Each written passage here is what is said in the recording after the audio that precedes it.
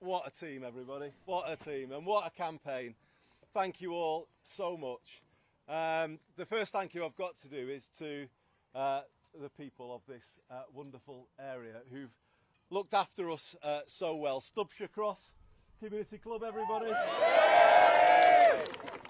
on, Adam. And how about Ashton Town FC? I did score 2 down here the other night, by the way. Thought I'd better mention that. They've hosted us as well.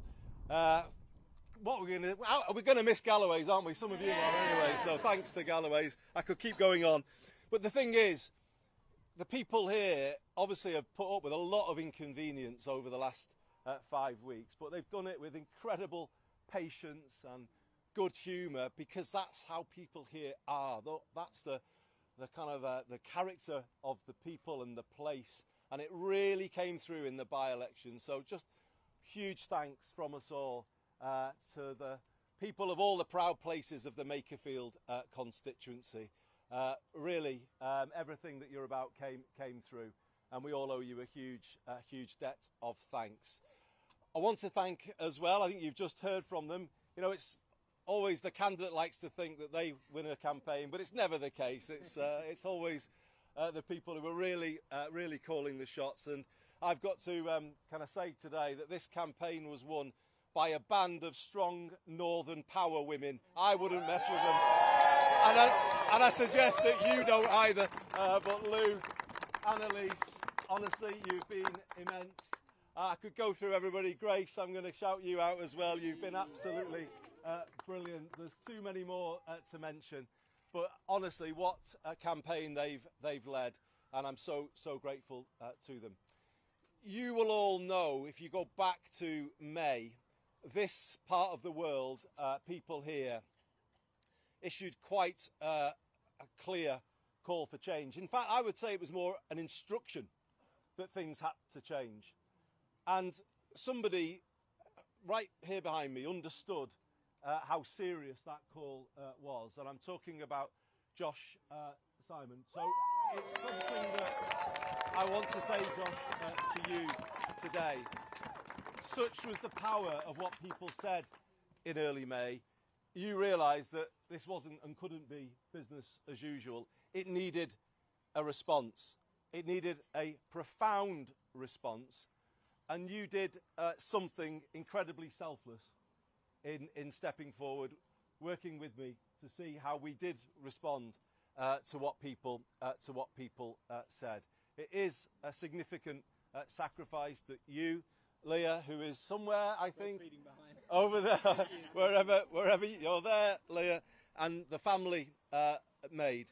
But I know you did it for all of the right reasons, and I think it's important this morning for me to put those reasons on the record and to thank you both, your family, publicly for what you did, because it does now open up the space for the real change that the people of this constituency deserve. Thank you, Josh. Thank you, Leah.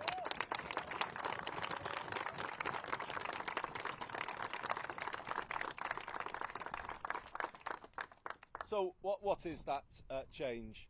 I did talk about the need to change Labour in this campaign, and we've got to now take this moment to answer the challenges that have been laid down. I did describe it last night as a last chance to change, and I think that's how people here kind of saw it when I was talking to them on the doorsteps, and they said, well, Andy, maybe we can give you our support this time, but you know it's not a blank cheque, it's not ongoing. You have to respond to what people here are saying. You have to do something to make life more affordable, to put more money in people's pockets, to give people more breathing space again so that they can have a better life. That's what people were saying, and we must respond to that.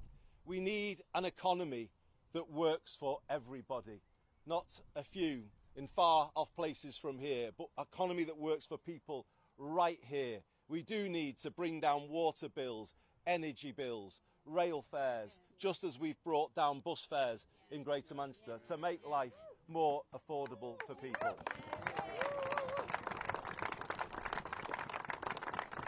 We do need an end to trickle-down economics, which didn't trickle down very much at all to places like this. We want to see a new drive of reindustrialisation across the north of England and indeed the rest of the country, and big change in Whitehall if that is to happen. And I'm talking about public procurement. It's about time we started backing British business and British industry so that we can reindustrialise places like this. And yes, let's change the education system so that young people growing up here have clear paths into that new industry. No more an education system dominated by the university route, but an education system that offers a path for everybody, academic and technical, in equal balance. That's what we need if we are to change this. And when I say change to public procurement, as a result of using the power of it, get more work placements for people, a guarantee of a work placement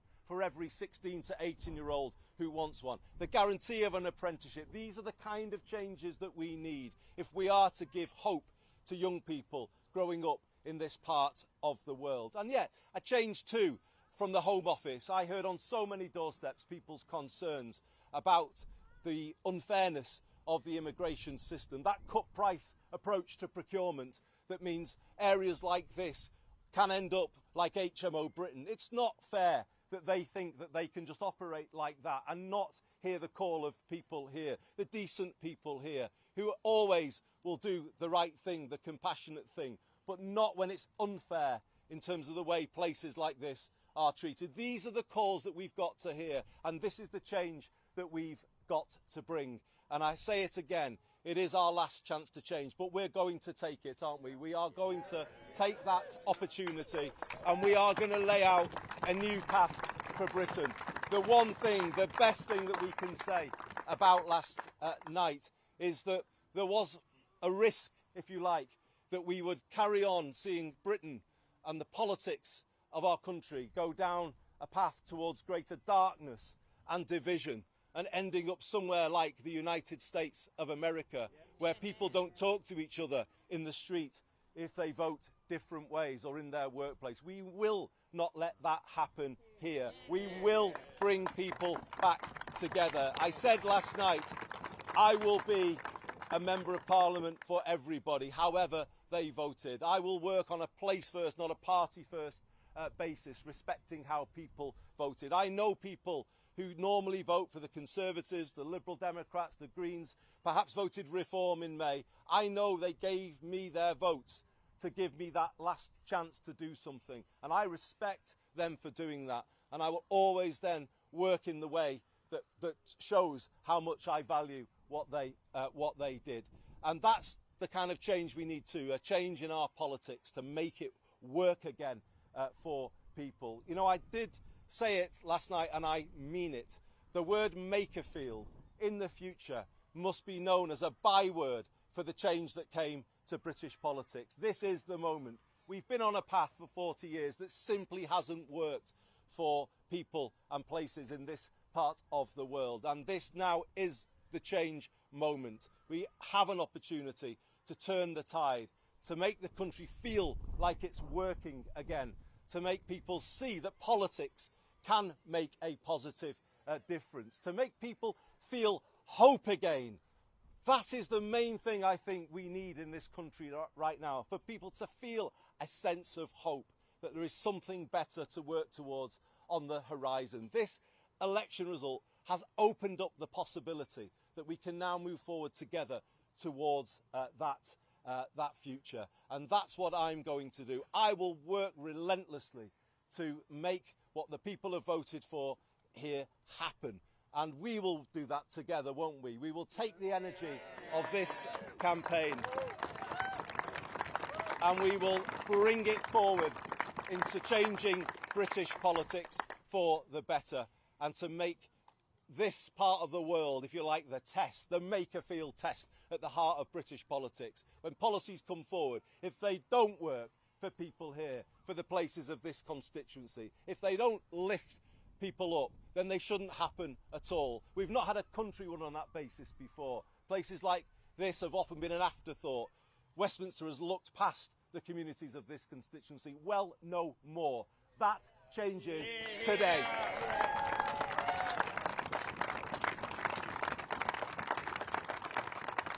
I'm just going to finish by thanking you all again for thanking our friends in the media who've given incredible coverage to our wonderful part of the world, who've allowed the characters of this part of the world. I'm thinking of the Question Time audience and others who really, it all really shone through. But I'm going to come back to really what this is all about, the people. The wonderful thing about this by-election, and obviously it came about in very challenging circumstances, but the wonderful thing about this by-election is for the first time in our lifetimes, it put power where it should be, in the hands of people here. They were the ones who had that power, and they have used it, and they have told us what they want. Now we will deliver it. Thank you very much, everybody.